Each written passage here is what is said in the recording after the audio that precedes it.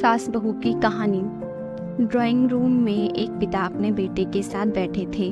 पिता पेपर पढ़ रहे थे और बेटा मोबाइल में व्यस्त था। अचानक ड्राइंग रूम में बैठे बाप बेटे दोनों को किचन से कोई कांच का बर्तन टूटने की आवाज़ आई। आवाज़ से बेटे को कोई फर्क नहीं पड़ा, किंतु बाप के कान खड़े हो गए। बाप ने तुरंत बैठे बैठे सवालों के तीर छोड़े। क्या टूटा? कैसे टूटा? किसने तोड़ा? पास बैठे बेटे ने कहा, पिताजी क्यों अपना बीपी बढ़ा रहे हो? मैं यहीं से बता सकता हूँ कि कांच का बर्तन किससे टूटा है। बाप ने कहा, बेटा बीपी तो बढ़ेगा ना, क्योंकि वो बर्तन फिर से खरीद कर तो मुझे ये देना पड़ेगा।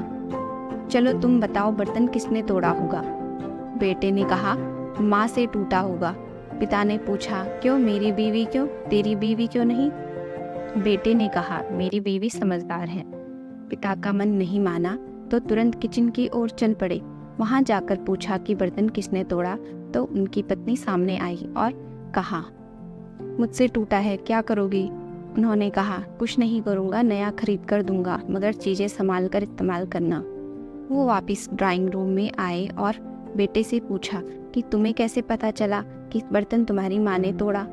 बेटे ने जवाब दिया, अगर बर्तन बहू से टूटता तो पीछे से तुरंत डांट की आवाज़ सुनाई देती, मगर बर्तन उनसे टूटा, इसलिए पीछे कोई भी आवाज़ नहीं आई।